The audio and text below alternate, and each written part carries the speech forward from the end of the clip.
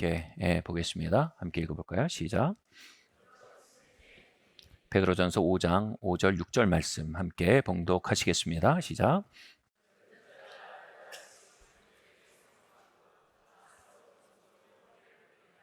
하나님은 교만한 자를 대적하시되 겸손한 자들에게는 은혜를 주시느니라. 그러므로 하나님의 능하신 손 아래서 겸손하라. 때가 되면 너희를 높이시리라. 아멘. 제가 요즘 정기적으로 이 시틸 아카데미, 시틸 학교의 중고등 학생들을 이제 만나고 있어요.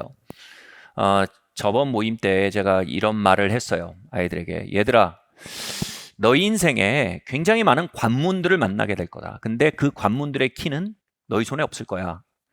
그리고 하나님이 그 열쇠를 너희에게 직접 주시지 않을 거야. 하나님은 너희에게 그 관문들의 열쇠를 가지고 있는 키맨들을 너에게 보내주실 거야. 그 키맨들이 너에게 와서 너에게 그 키를 건네기 위해 의식적, 무의식적으로 너희를 테스트할 거야. 그 테스트는 바로 존중의 테스트야. 너희가 누군가를 진심으로 존중할 줄 알면 그들은 기꺼이 그 키를 넘길 거야. 그러나 너희가 존중을 알지 못한다면 그들은 키를 너에게 넘기지 못한 채 돌아서게 될 거야. 그걸 알면 너희 인생의 진짜 중요한 열쇠가 너희의 노력과 재능에만 있지 않다는 사실을 깨닫게 될 거야. 바로 너희의 삶의 진짜 중요한 열쇠는 너희의 겸손에 있다는 걸 알게 될 거야. 그들을 존중하는 소스는 두 개야. 하나는 아첨이야. 또 하나는 겸손이야. 여러분, 아첨은 조종입니다. 조종은 중심을 열지 못합니다. 그러나 겸손에서 우러나오는 존중은요, 참으로 마음의 중심을 열어 그들이 가지고 있는 키를 기꺼이 여러분에게 건네게 만드는 것입니다. 앤드류 머레이가 이렇게 이야기했어요. 오늘 읽은 본문 말씀을 주석한 것 같은 말씀이에요. 함께 읽어보겠습니다. 시작. 낮추어 겸손하는 것은 우리의 몫이다. 높여서 존귀케 하는 것은 하나님의 몫이다. 네, 낮추어 겸손하는 것은 우리 몫입니다. 그러면 하나 높여서 존귀케 하는 것은 하나님의 몫이 됩니다. 반대도 마찬가지가 되는 겁니다.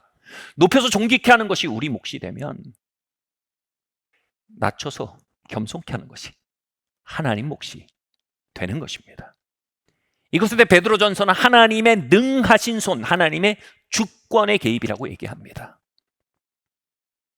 여러분, 어느 몫을 선택하고 계십니까?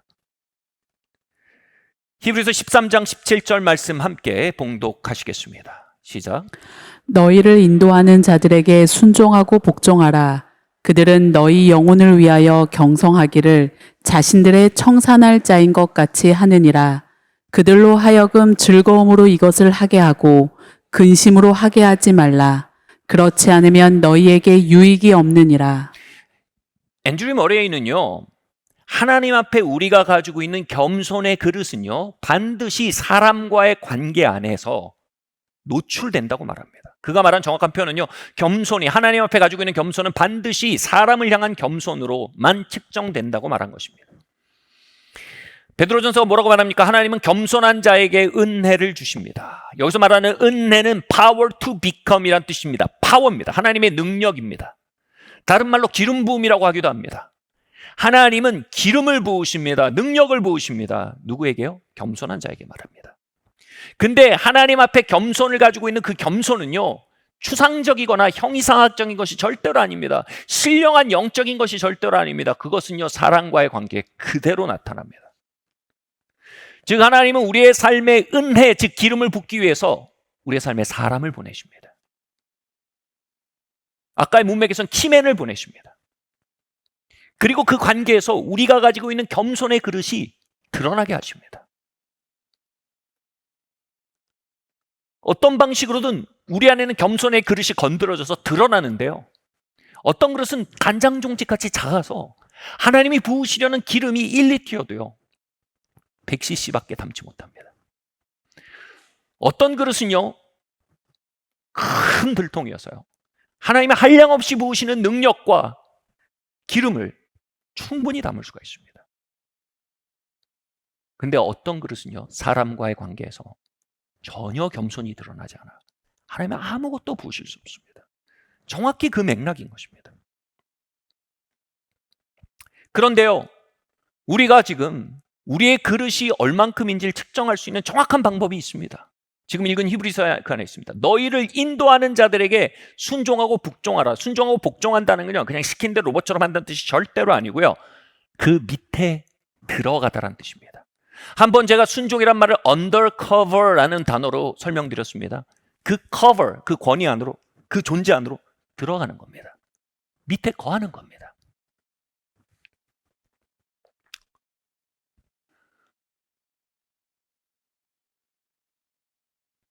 그 밑에 쏙 들어가면요, 어떻게 됩니까? 우리 인도하는 이들이 우리를 인도하는 데 있어서 굉장히 편안하고요, 굉장히 기쁩니다.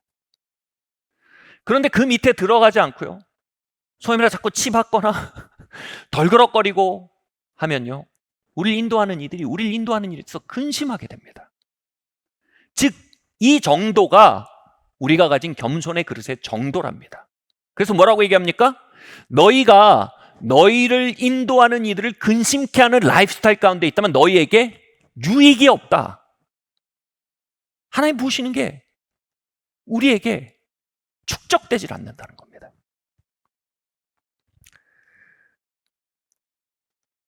어떤 경우 우리 목사님들이 어떤 경우 어떤 성도님을 생각하면 참 소망이 생겨요. 여긴 그런 분 없지만 어떤 성도님들을 생각하면 막 마음이 아프고 막 상해요. 이게 뭐예요? 정확히 우리가 가진 겸손의 그릇의 사이즈라는 겁니다. 여러분, 목회자만 그렇습니까? 어떤 아이가 5이어도 어떤 아이를 생각하면요, 이게 부모 노릇하는 게 너무 좋아요. 근데 어떤 아이를 생각하면 부모 노릇하는 게 너무 힘들어요. 부모뿐만이니까 여러분, 직장에서 어떤 사장님이 어떤 직원을 이끄는 거 너무 좋아요. 근데 어떤 직원을 이끄는 거 정말 너무너무 힘들어요. 이것이 뭡니까? 우리 각자가 가지고 있는 겸손의 그릇이 현현하는 자리라는 겁니다. 그래서 너희가 인도하기 좋은 사람, 그 아래 품기 좋은 사람이 되어서, 다시 말해 충분한 겸손의 그릇을 가져서 너희의 삶에 유익이 있게 하라는 겁니다.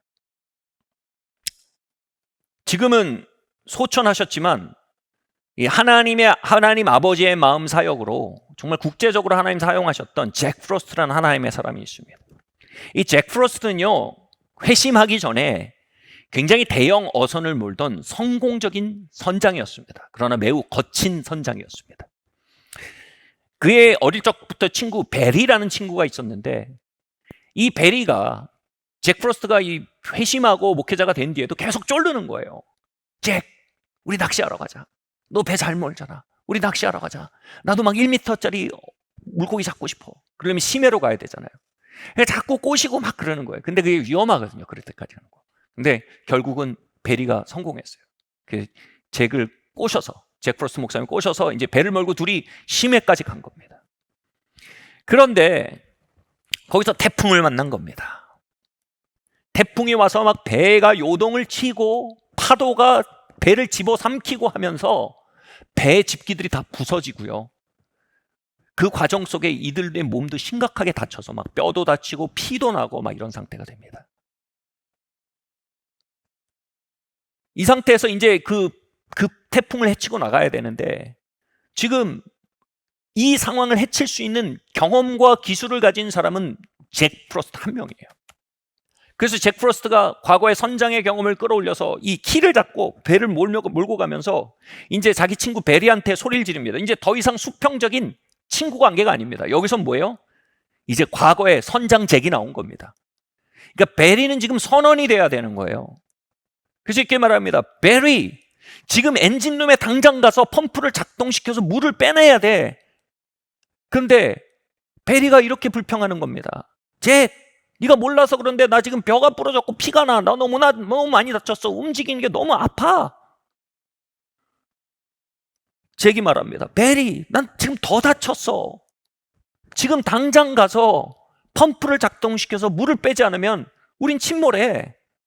베리는 사실 굉장히 좋은 사람이었는데도 불구하고 어릴 적부터 사실상 거의 혼자 자랐습니다. 그의 삶에 누구도 이러쿵저러쿵 조언해 주는 사람도 없었고 조언을 받을 능력도 없는 사람이었습니다.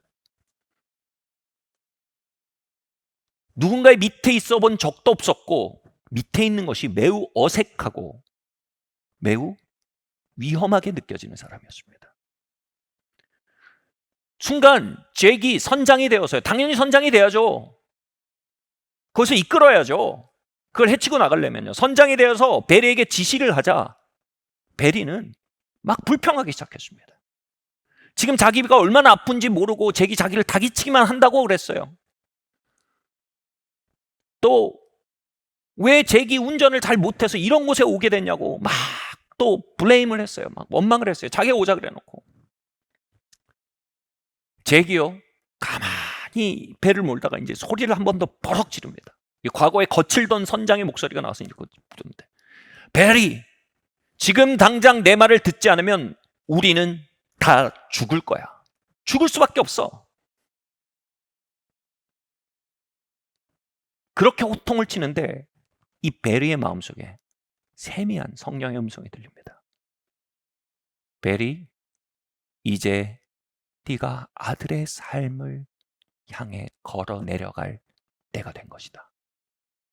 베리, 이제 네가 아들의 자리로 걸어 나아갈 때가 된 것이다. 그 순간 평생 아들의 자리를 이해하지 못했고 평생 누군가의 밑에서 순복한다는 것이 무엇인지 어색했던 그의 삶에 어떤 묘한 영적 돌파구가 생긴 것입니다. 무언가 와지끈 깨어서 자신을 떠나는 것 같이 느껴지는데 그는 그것이 고아의 영과 같았다고 합니다. 그의 마음속에 있던 고아가 깨어져서 떠나간 것입니다. 순간 모든 것이 다르게 보였습니다. 지금 이곳에서 잭은 선장이고 이 태풍을 돌파해 나가는 데서 잭이 키맨이고 자신이 키맨인 잭을 존중하고 순복하지 않으면 자신의 미래가 없다는 걸 깨닫게 된 겁니다. 고통을 핑계하며 불평하던 그가 고통을 무릅쓰고 몸을 움직여 이제 엔진룸으로 기어갑니다. 그리고 엔진룸에 있던 펌프를 이물질을 꺼내고 가동시킵니다. 결국 투쟁 끝에 그들의 배가 육지에 도착했습니다. 베리는 정말 인생이 끝난 줄 알았다. 육지가 나타나 너무 반가우니까 내려서 땅에 입을 맞춥니다. 잭은 이제 몸을 너무 많이 다쳐서 치료하러 가는데 베리도 몸이 다쳤음에도 불구하고 병원으로 가지 않고 곧바로 목사님 사택으로 갔답니다. 초인종을 누르고 목사님이 나와 보니까 피범벅이 된 베리가 서 있는 겁니다. 놀라서 목사님 무슨 일이라고 묻습니다. 베리가 얘기합니다. 내가 당신에게 거역적이었습니다. 나를 인도하는 일은 매우 불편하고 어려운 일이었을 것입니다. 저를 용서해 주십시오. 저는 이제 자녀의 삶을 배워가려 합니다. 저에게 기회를 주시고 저를 도와주십시오. 그렇게 베리는 성도들에게 가서도 직장 성사에게 가서도 고백하고 용서를 구했습니다. 그가 고아의 자리에서 자녀의 자리로 옮겨온 그 회심 안에서 굉장한 변화가 시작이 되었습니다. 그에게 있었던 일로 인한 간증이 그 주변에 있던 영혼들을 주님께 돌아오게 만들었습니다. 그의 평생에 처음 전도의 열매를 맺은 것입니다. 그리고 몇 년 동안 결코 승진하지 못했던 자신의 일터에서 그 해에 매니저로 승진하는 일이 있었습니다. 누구도 믿지 않고 누구도 존중하지 않고 누구도 마음으로 순복하지 않던 그에게 그의 인생의 키맨들이 키를 줄 리가 없었던 것입니다. 그러나 이제 엄청난 변화를 느끼고 그의 키맨들이 그에게 키를 건네기 시작한 것입니다. 당연히 그의 재정이 2배로 증가했습니다. 무엇보다 수년 동안, 10여 년 동안 정체됐던 그의 영적 성장. 여러분 아시죠? 교회만 왔다 갔다 하는데 영적 성장이 하나도 안 돼요. 영적 성장이 수년간의 정체를 뚫고 급한 가속도를 뽑아내며 이루어지기 시작했습니다. 사랑하는 성도 여러분, 우리 모두는 인생의 바다를 항해하고 있습니다. 삶의 태풍들 속에서, 삶의 관문들 속에서 그것을 뚫고 넘어갈 유일한 방법이, 그 생사를 가르는 키가 겸손, 자녀의 심령에 있다는 것을 우리는 더 늦지 않게 깨달아야 합니다.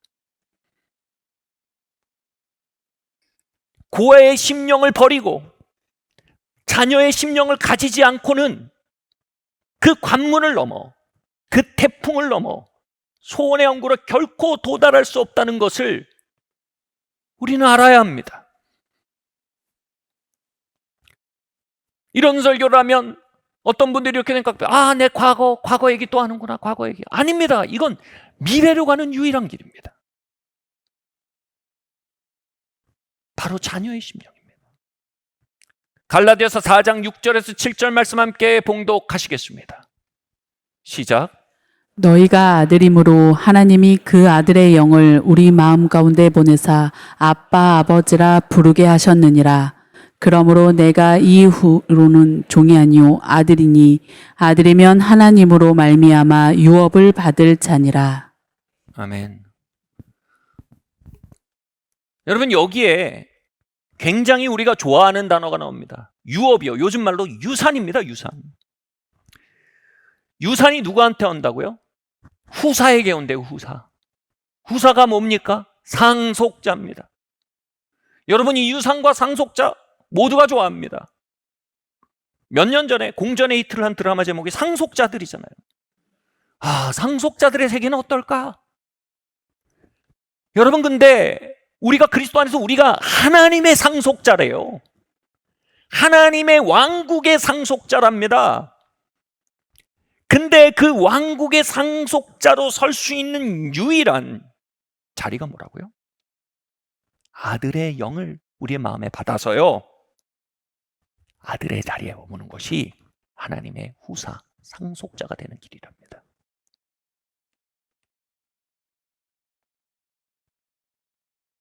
고아의 자리엔 상속물이 없습니다.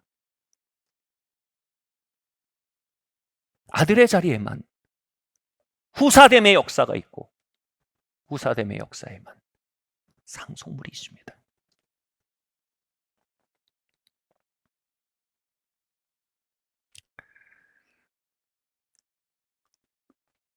말씀드렸지만 우리의 삶의 유업은요, 시편에서는 소원의 강구라고 말하기도 하고요, 부르심의 성취라고 하기도 하고요, 예언적 약속의 성취라고도 할 수도 있습니다. 우리의 삶의 유업들은요, 내가 잘해서 이루어지는 것이 그 확률이 매우 낮습니다. 그것은요, 이렇게 옵니다. 우리의 삶의 키맨들을 보내셔서요, 그 키맨들이 건네는 열쇠를 사용함으로 그것을 향해 문 하나씩 열고 나아갈 수 있는 게 하나님의 유업의 특징입니다. 그래서 아들됨의 심령을 가지지 않으면요, 겸손을 배우지 않으면 우리는 절대로 유업에 들어갈 수 없다는 것입니다. 30대 중반쯤, 초중반 정도였나요? 저는 제가 도저히 제 능력과 제 깜냥으로는 넘을 수 없는 태풍의 구간을 지나고 있음을 알았습니다. 20대 중후반 성령의 능력이 초자연적으로 갑자기 급진적으로 나타나면서 의도치 않았게 사역이 갑자기 시작이 됐습니다. 그런데 그 길을 몇 년 걷다 보니까 이 성령의 능력, 초자연적인 능력 가운데 걷던 분들의 굉장히 많은 분들이 영적으로 파선하거나 교리적으로 타협하거나 도덕적으로 붕괴되거나 관계들이 파괴되는 일들을 통해 그들의 항해가 완전히 난파되고 목적지에 도달하지 못하는 일을 너무나 많이 보게 되었습니다. 그리고 깨달았습니다. 아, 내 항해가 지금 태풍 속에 있구나. 그리고 이곳에서 파선하기엔 나에겐 너무 많은 걸 이 항해에 걸었다. 그리고 기도하기 시작했습니다. 하나님, 이 구간을 성공적으로 지날 수 있는 사람들, 바로 아까 저가 베리가 되고 저에게 잭이 필요했던 거예요. 주님, 내 삶에 선장을 보내주십시오. 이 구간을 많이 지나본 사람, 이 구간에서 나에게 길을 가르쳐 줄 수 있는 사람, 충분한 경험을 가진 사람을 내게 보내주십시오. 바꿔 말하면요, 이것을 영적 아버지라고 합니다. 하나님, 내게 영적 아버지들을 보내주세요. 이렇게 기도하기 시작했습니다. 하나님께서 그 기도에 응답해 주셨어요. 왜냐하면 그 기도에 응답해 주셨어요. 사실상 그 기도가 순서가 틀린 기도인데도 하나님 저의 오류를 알게 하게 응답해 주신 것 같아요. 여러분, 아버지를 구하는 것보다 더 먼저 되어야 할 일이 있습니다. 나를 축복해 줄 사람들, 키맨들을 구하는 것보다 더 먼저 구해야 될 게 있습니다. 하나님, 내게 자녀의 영을 부어주세요. 이겁니다. 그러면도 하나님 그 기도에 응답하셔서요, 당시 이 구간을 성공적으로 통과하고 아주 항해를 잘하고 계신 선배 사역자님 만나게 됐습니다. 남아공의 사역자인데 진정 정말 아프리카와 열방을 흔들면서 사역하는 정말 하나님의 사람이었습니다. 한 50대 중반 정도 되고요. 이분이 정말 신기할 정도로 저를 환대해 주시는 겁니다. 그 아프리카에서, 남아공에서 목회자 컨퍼런스가 열리면 거기 전 세계 수천 명의 목회자가 오는데 제가 거기 갔더니 그러는 겁니다. 영준, 어디서 자? 호텔에 자니까. 방 빼, 우리 집으로 와, 우리 집으로 와. 그렇게 말씀하시는데 제가 갑자기 와, 땡큐 하고 가면 되잖아요. 뭐가 확 올라오는 거예요. 아, 내가 호텔에 이미 다 페이를 해서 돈을 취소를 못한다고. 사실이 아니에요. 그걸 더 뭔가 못 받는 거예요. 받을 수가 없는 거예요. 아, 이건 너무 가까워. 이거죠.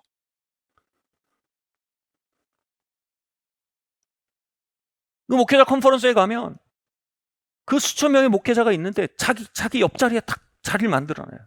패스터 킴, 일로 와. 앉아가지고. 뭐 옆에서 뭐라고 막 얘기해주고 기도해주고 막 뭐라고 말씀 많이 하세요. 그리고 끝나면 식사할 때 뒷방으로 불러요. 밥 같이 먹자. 밥 같이 먹어요. 제가 영어를 그분한테 배웠어요. 말도 잘 안 나오는 사람을 그렇게 했어요. 그분이 워낙 말씀이 좋아서 정말 전 세계 목회자들이 그분 원고를 정말 갖고 싶어요. 근데 어느 날 영준 와봐. 자기 컴퓨터에 가서 CD를 하나 넣더니 컴퓨터에 평생 설교를 다 다운로드해서 가져가.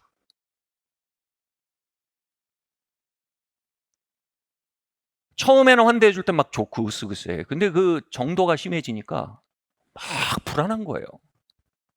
그래서 막 불안해하고 있는데 마침 이렇게 지나가더라고요. 제 예배당에 혼자 앉아있는데. 그래서 제가 불렀어요.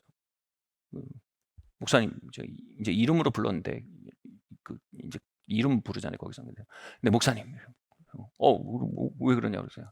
제가 눈을 보면서 이렇게 하면서, Why do you love me?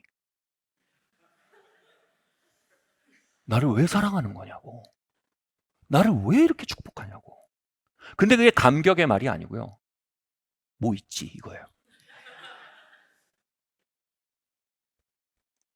여러분, 그렇게 fathering spirit, 진짜 아버지의 영을 만나면요, 그 이질적인 고아된 마음이요, 그대로 들통이랍니다.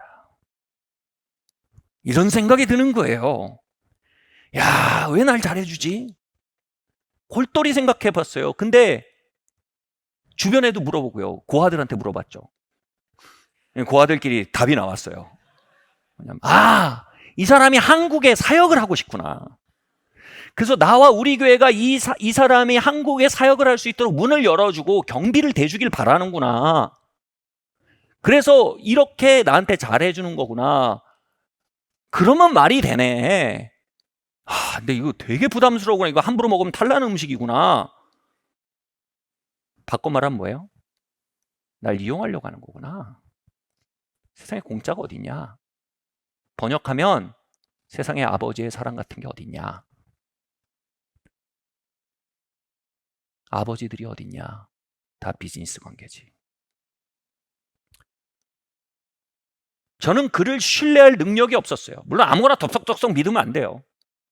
신뢰할 능력이 없었어요. 이용당할까 봐 무서웠고요. 결국 그의 사랑이 계속될수록 제가 어떻게 했냐면 놀랍게도 제가 연락을 끊고 교류에서 후퇴하고 점점 그분을 찾지 않았어요. 이용당할까 봐 무서워하는 고아의 마음. 신뢰할 줄 모르는 그 불능의 마음이 드러난 겁니다. 한국에서 한 큰 교회 목사님이 그분을 초청하러 이제 아프리카까지 가셨어요. 그래서 이렇게 얘기한 거예요. 한국에 와서 사역 하자고 내가 다 이 경비랑 뭔가 다 하겠다 그러니까 이분이 내가 한 가지 컨디션이 있다고. 패스터 킴과 그의 교회에 가서 사역할 수 있게 시간을 주면 내가 가겠다고. 그래서 이 초청하려는 분이 너무 당황해서 전화를 하신 거예요, 저한테. 도대체 뒤에서 무슨 짓을 한 거냐고. 저는 아무것도 안 했어요. 막 안 믿으시는 거예요. 그 일 통해서 드러났어요. 그분은 저에게 아무것도 바라는 게 없고 저를 진짜 사랑하고 축복하고 싶어 하시는 거예요. 제가 의심할 만한 근거는 사라졌어요. 근데 여전히 신뢰한 능력은 없어요. 그 pure, 깨끗한 사랑이 드러날수록 저는 더 놀라운 반응을 보였습니다. 이제 저는 완전히 잠수를 타버렸습니다. 이런 사랑, 이런 축복, 이런 호의는 그렇게 큰 영적 거인으로부터 내가 받는 것이 합당치 않고 그것이 내게 어울리지 않는다고 믿는 믿음이 아무도 나를 축복하거나 이 정도로 사랑하지 않을 거란 내 믿음이, 내 세계관이 흔들리는 것입니다. 나의 세계가 무너질까 무서워 뒤로 물러났습니다.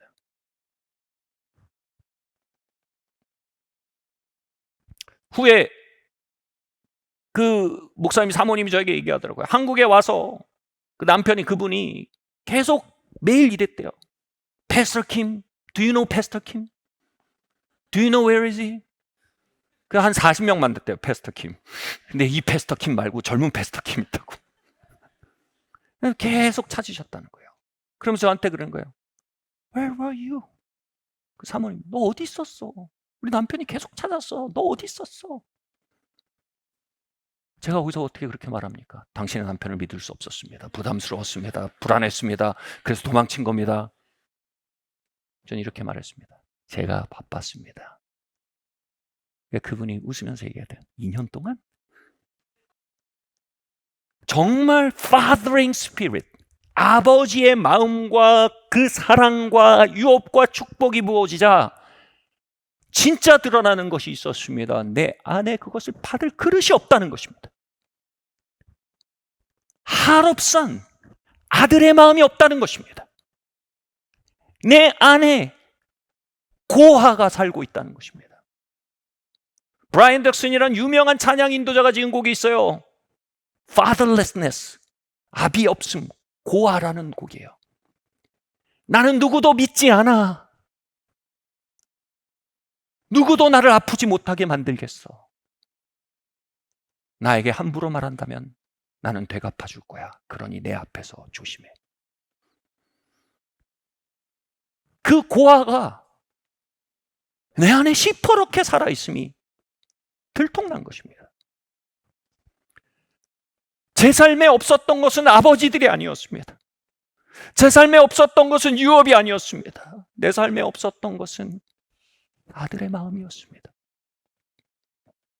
몇 년 뒤 용기를 내서 그분을 찾아갔습니다. 다시 이 목회자 컨퍼런스를 찾아가는데 컨퍼런스가 끝나고 제가 그분 방에 두드리고 찾아갔어요. 근데 제가 봤던 중에 가장 지친 모습으로 그분이 이렇게 앉아있는 겁니다. 이분이 키가 거의 2m고 막 몸무게 90kg가 넘어 굉장히 옛날에 뭐 삼국지 관우가 이랬을 것 같다 이런 그런 거구입니다. 근데 그분이 이렇게 지쳐서 앉아있는 겁니다. 처음 봤어요 그렇게 지친 모습에서. 근데 제가 거기 들어간 이유는 거예요. 옛날에 제가 교제할 때 그분이 그랬거든요. 그분 사역의 그 상징이 검이에요. 검. 서양 검 있죠. 서양 기사가 쓰는 검. 근데 검이 너무 멋있더라고. 멋있다. 그러니까 그분이 그러더라고. 나한테 저거 많아. 가져가 나. 제가 거기 간 건 뭐냐면 기념품을 가지러 간 거예요. 목사님 그때 저한테 검 준다고 한 거 기억나십니까? 기억난다는 거예요. 검 하나 주실 수 있냐고. 그분이 저기 검이 많이 있다. 그래서 보니까 몇 자루가 있어요. 그래서 그 중에 하나 가져가라고 해서 딱 듣는데 이런 생각이 드는 거예요. 야, 내가 비행기표를 이만큼 내고 왔는데 이거 비싼 거거든요. 야, 이거 손익분기점 막 이런 막 너무 어처구니 없는 생각들이 돌아가는 거예요. 이 정도 그래, 이 정도 가지고 땡큐 하고 나오려고 하는데 그분이 갑자기 아니야 그거 내려놔. 근데 그분 책상 옆에 서 있는 검을 주면서 이걸 주고 싶어 주시는 거예요. 그리고 그 검을 가지고 나오는데 그분의 제자가 갑자기 그러는 거예요. 와우! 그러는 거예요. 그래서 왜 그런지 막 그러는 거예요. 그거 우리 그들은 이제 하나님의 사람이 사역할 때부터 계속 가지고 있던 그 오리지널 진짜 그 검이라고. 우리 사역의 상징인 바로 그 검이라고. 그 순간 제가 망치로 머리를 맞은 것 같았어요. 저는 몇 년 동안 잠수를 타서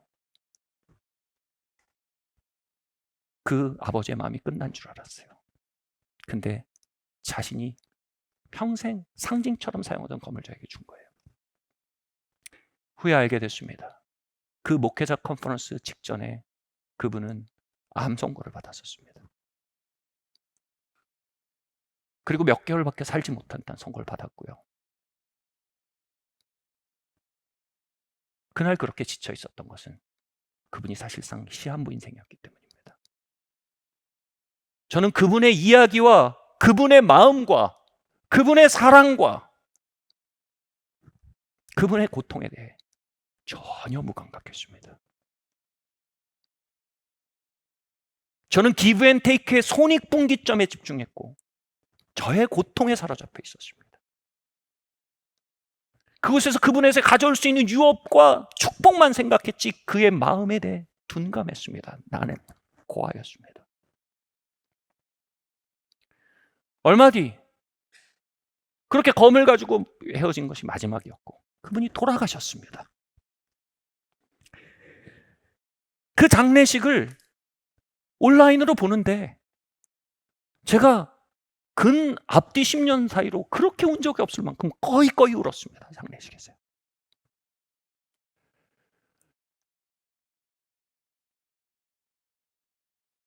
내 안에 이 시퍼런 고아의 마음이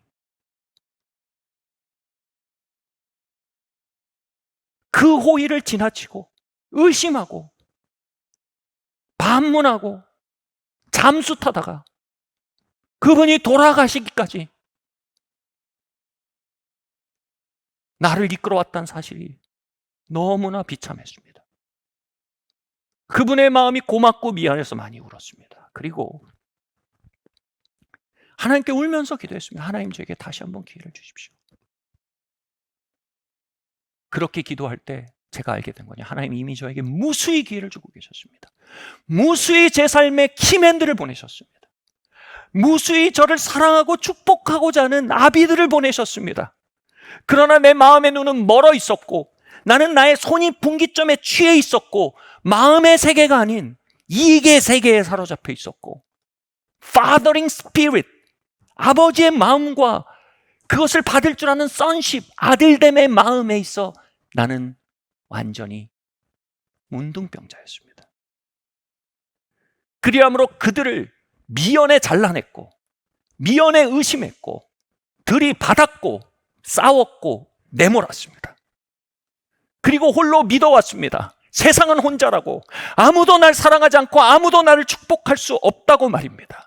결국은 내 능력과 내 깜냥만큼이 내 인생이라고 믿으며 심지어 목회를 하고 있었습니다. 이제 기도가 바뀌었습니다. 하나님 나에게 세컨 찬스를 주세요. 하나님 내게 아들의 영을 주십시오. 아들의 마음을 주십시오. 성경을 보니 이렇게 돼 있더라고요. 우리를 하나님께서 어둠의 간에서 건지셔서 아들의 나라 안으로 두셨다고요. 저는 Kingdom of Sons, 아들의 왕국에 들어왔음에도 고아의 마음으로 살고 있었습니다. 그래서 아들의 왕국과 상충하는 존재였던 것입니다. 에베소서 6장 2절에 3절 말씀 함께 읽겠습니다. 시작. 내 아버지와 어머니를 공경하라. 이것은 약속이 있는 첫 계명이니 이로써 내가 잘되고 땅에서 장수하리라. 내가 아들의 영을 어디서 잃어버렸을까요? 제가 맨날 물건을 어디 잘 두고 다닙니다. 특별히 시계를 집에 가면 맨날 찾아요. 그럼 제 막내도 이제 지쳤어요. 제 막내가 그래요. 아빠, 마지막으로 물건 둔 데가 어디야? 마지막으로 찾던 데를 기억해봐. 거기 가보면 되잖아. 계속 그렇게 얘기를 합니다. 무슨 얘기냐면요. 여러분, 잃어버린 걸 찾으려면 마지막으로 내가 그것을 가졌던 곳으로 돌아가 보면 됩니다. 내가 아들의 영을 어디서 잃어버릴까요? 아들의 마음을 어디서 잃어버렸을까요? 바로 육신의 부모님과의 관계입니다. 그것을 되찾으려면 우린 그곳으로 가야 합니다. 설사 돌아가셨다 할지라도 그 관계 안을 살펴봐야 합니다. 하나님 아버지 마음의 사역을 하던 잭 프로스트 목사님이요, 고아의 마음이 시작되는 과정을 이렇게 묘사했습니다. 어떻게 한 사람이 고아의 심령을 갖는지, 첫 번째로 부모의 약점을 만나게 됩니다. 변심이 아니에요. 약점이에요. 근데 그것을 고아적인 마음으로 이렇게 생각합니다. 그것을 개인적인 배신이나 거절이나 사랑받지 못함으로 해석해 버립니다. 그냥 약점일 뿐이에요. 한계일 뿐이에요. 그렇게 해석해 버리고 나면 그 다음 단계가 옵니다. 베이직 트러스트가 손상됩니다. 이건 뭐냐면 근본적으로 대상을 믿고 나를 개방하고 대상과의 관계에서 안전감을 누릴 수 있는 능력을 베이직 트러스트라고 합니다. 기본적인 베이직 트러스트 자체가 망가져 버립니다. 그렇게 해석해 버리고 나면요. 그리고 나면요, 다음 고아적인 성품이 깊어진데 뭐냐면 마음을 닫고 방어적이고 독립적인 존재가 됩니다. 근데 더 이상 누를 의존하거나 의지하거나 개방하고 환영하고 순복하는 게 불가능해집니다. 독립적이고 방어적이고 이 고립적이 돼갑니다. 그리고 다음에 고아적인 라이프스타일이 깊어진 건 뭐냐면 그 아버지의 아들, 어머니의 딸, 아버지의 딸로 서야 될 그 자리가 그 마음이 상실된 곳에 중독적 행위로 채우게 됩니다. 이제 그 사랑으로 채워질 위로를 중독적 행위로 채우기로 결정합니다. 그 관계에서 누릴 유업과 축복과 보호와 인도를 내 능력, 내 인맥, 내 힘으로 채우려고 합니다. 히브리서 5장 8절 9절 말씀 함께 읽겠습니다. 시작. 그가 아들이시면서도 받으신 고난으로 순종함을 배워서 온전하게 되었은즉 자기에게 순종하는 모든 자에게 영원한 구원의 근원이 되시고. 그분은 구원의 근원이 되는 것이 그분의 소원의 항구였습니다. 그것이 그분의 유업이었고 그분의 상속물이었고 그분의 예언적 목적이었으며 그분의 부르심이었으며 그분의 축복이었습니다. 그분이 그곳에 나아가게 어떻게 했어요? 고난 중에라도 순종하는 법을 배웠답니다. 순종은 다시 말씀드리지만 행동이 아닙니다. 순종은 undercover입니다. 밑으로 들어가는 것입니다. 겸손의 심령으로 자녀의 마음을 갖는 것입니다. 끊임없이 밀려오는 오해의 파도들 속에서도 다시 본심을 들여다보는 것입니다. 베이직 트러스트를 깨버리려는 수많은 고아의 영의 목소리 속에서도 다시 그 진심을 보며 응답하는 것입니다. 고립과 단절을 택하도록 밀어내는 그 압력 속에서도 그 아들의 자리를 놓지 않는 것입니다. 그렇게 고아의 영과 아들의 영은요, 우리의 인생과 우리의 유업과 우리의 예언적 목적을 놓고 우리의 삶을 놓고 전쟁을 벌입니다. 그리고 그 전쟁은 막연하게 벌어지지 않고 잭과 베리의 이야기처럼 우리 인생항의 폭풍 속에서 벌어집니다. 예수님은 고난 속에서라도 순종의 자리, 즉 underneath, 신뢰함으로 밑에 들어가 개방하고 그 뜻을 받드는 아들의 자리를 떠나지 않으므로, 때론 그 대상이요, 그분에 대해서 전혀 이해하지 못하던 육신의 부모님이었어요. 때론 세례 요한이었습니다. 그러나 그분은 그 속에서도 underneath, 옆에서, 밑에서 겸손으로 아들의 자리를, 아들의 마음을 지킨 것입니다.